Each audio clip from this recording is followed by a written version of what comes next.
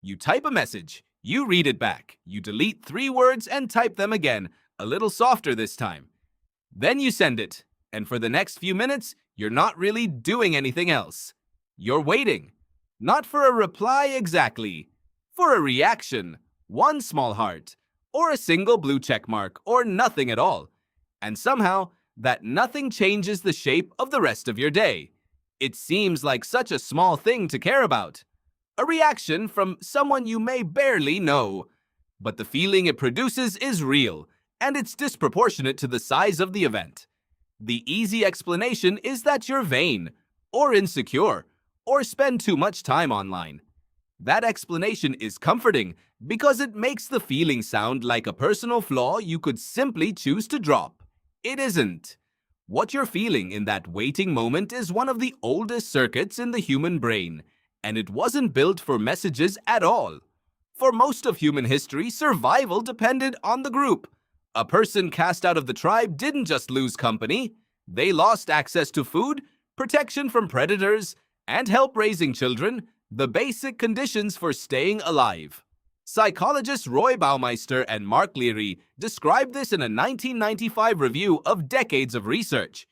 The need to belong isn't a personality trait some people have more than others.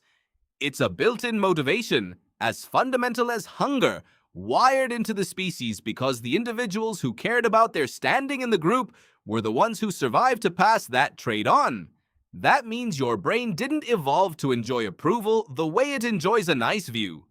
It evolved to track approval constantly, the same way it tracks whether you're hungry or in danger, as information you need to stay alive. Here's where it gets stranger. In 2003, neuroscientist Naomi Eisenberger and her colleagues put people in a brain scanner and had them play a simple ball-tossing game with 2 other players, who then, without explanation, stopped throwing them the ball.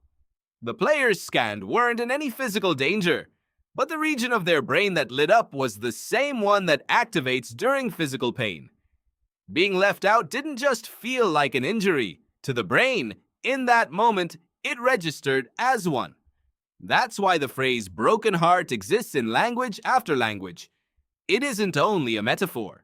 If exclusion is processed like an injury, it makes sense that the brain treats being included, and especially being approved of, like relief.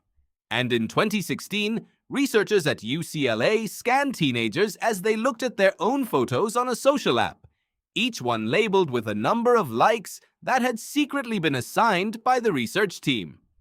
When a photo showed a high number of likes, the teenagers' brains lit up in the nucleus accumbens, the same reward circuit that responds to winning money or eating something you crave. Put those 2 findings together, and a pattern appears. Disapproval registers as pain. Approval registers as reward. Your brain isn't malfunctioning when a notification changes your mood. It's running the exact program it was built to run, in an environment engineered to trigger that program hundreds of times a day. This need to belong doesn't just shape how approval feels, it also changes what you decide once you see it in others. In 1951, psychologist Solomon Asch ran a simple experiment. Show someone a line, then ask them to match it to one of 3 others of clearly different lengths. Alone, people got it right almost every time.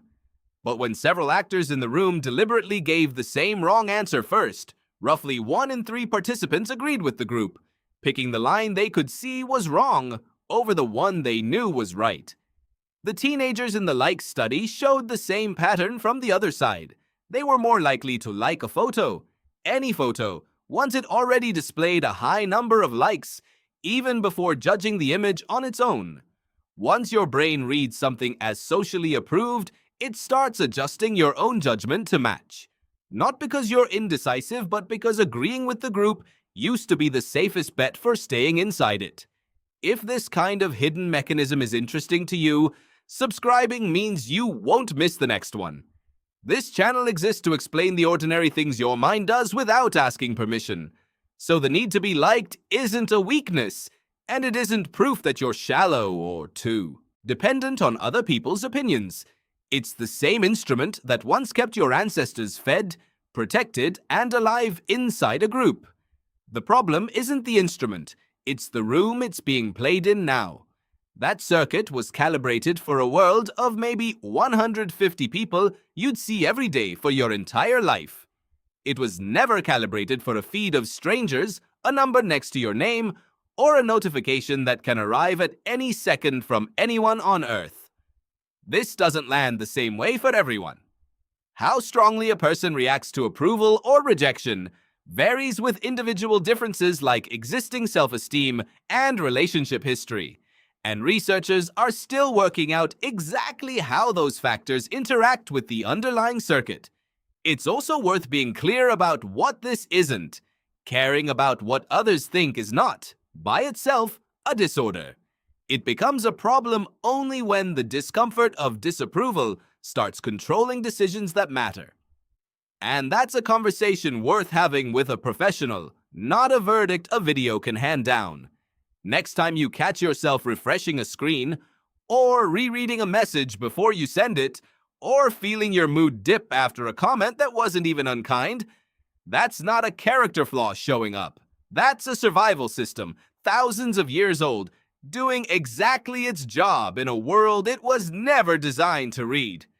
So go back to that message you sent, the one you rewrote 3 times, before letting it go. The wait that followed wasn't weakness, it was an old alarm, ringing in a room it was never built for. If you want more of the hidden mechanics behind ordinary moments like this one, this is exactly the kind of thing the Curious Frame was built to explain. And if waiting for a reply feels familiar, the next video looks at why silence from one specific person can feel louder than words from everyone else.